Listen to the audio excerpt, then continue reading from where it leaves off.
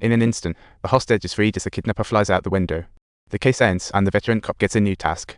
They thought they were just delivering a vaccine, but surprise. A woman shows up ready to wrestle a dragon. Or, wielding a hefty weapon. It was like a blockbuster scene. The lady gunslinger unleashes her firepower, leaving all the cops hiding behind each other, survival instinct on full. She didn't stop until empty. The old cop bravely rushed to disarm her, but then plot twist. He fumbled the magazine change, letting her seize the chance. Luckily, Hank passed by and subdued her instantly. After all that chaos, our old cop was catching his breath, while a kid casually points a plastic gun at his mom like it's playtime. Passing officer breaks into a cold sweat, knowing it's a loaded gun. He tries to get the boy to drop it, but chaos ensues. The brat shoots his mom. The family's happiness ends instantly. Little Black sees the blood and flips out. Turns out the culprit was the one he just caught. That morning, Little Black raided a crime group. He was checking for illegal goodies, but the curly-haired guy took one look and took off like he'd seen a ghost. Little Black went on an unexpected chasing him. Little Black began to question his life choices. This guy could run like he was on fire, circling the neighborhood before finally using his street smart. Yet all he found was a handful of peanuts. That weapon was long gone, leading to a, well, not so funny family tragedy. I didn't do anything. That's your gun, prove it. Little Black's war had served justice like it was a freshly baked pie. Sadly for him, the universe had other plans.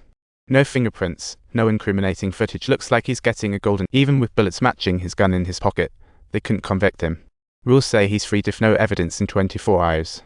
Court won't show mercy, must he watch the criminal go free. But soon, luck turned the tables. The sheriff brings in a ballistics report. The gun was used in a murder case last year. Fingerprints were lifted back, but wait, no match is found. And curly-haired's prints were absent too. If only they could compare them. They could have locked him up for good, but when they arrived at the jail, guess what? Curly's poofed into thin air.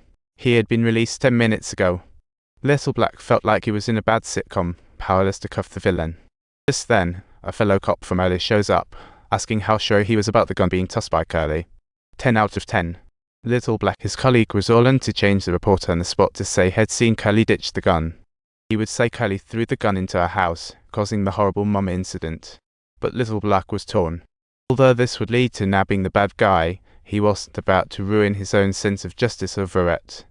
Having expressed his gratitude for his colleague's kind intention, Sire, he immediately called Curly's father in for questioning. Unfortunately, the dad was tougher than a 5-day-old donut, refusing to spill the beans on his son. Kids can be replaced, families forever, he thought. In no time, the unlucky Curly found himself behind bars again. Curly's sentence? A first-class ticket to the slammer.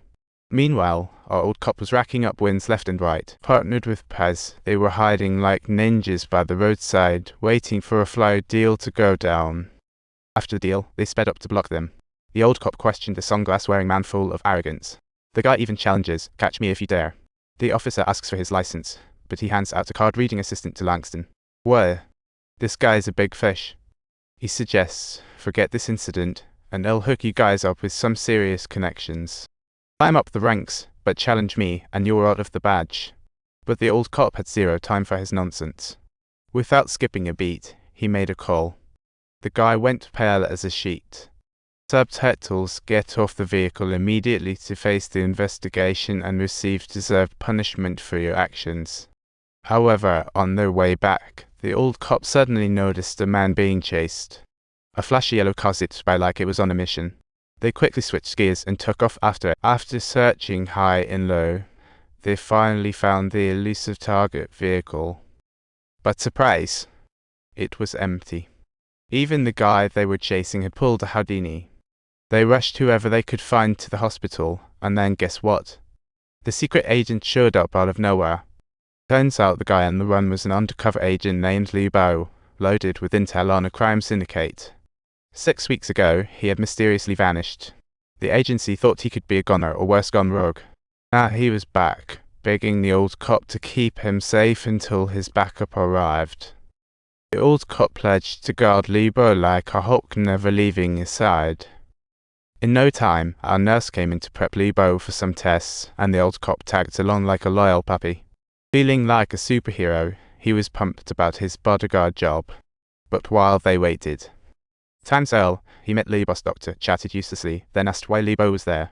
The doctor replied, I never asked him to come. Wait, what? All his checks were already done. The old cop smelt trouble and raced into the room, only to find Liubo had vanished. Without missing a beat, he ordered security to lock down all exits when he spotted the sneaky nurse. But alas, it was too late.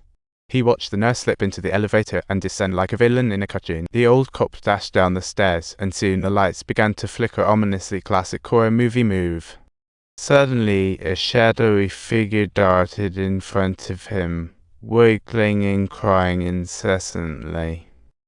But our thick-skinned cop quickly reacted with a shot. No time for games here. The woman was subdued, then followed blood to a room where a man threatened Liubo with a chainsaw. Hand over the code or else. But our old cop arrived like a knight in shining armor, making Mr. Chainsaw drop it. He handed Liubo a spare gun like, here, buddy, it's your turn to fight. Then he searched thoroughly, having just locked the door. The culprit must still be inside. While searching, someone suddenly popped up from behind, aiming a gun at the old cop. But in a split second, Liubo fired back, taking the surprise attacker down. Thus, the old cop aided the agency to retrieve the code, thwarting a major international crime. And then, just when they thought it was over, a frantic mother rushed up to them, clearly in need of some serious help.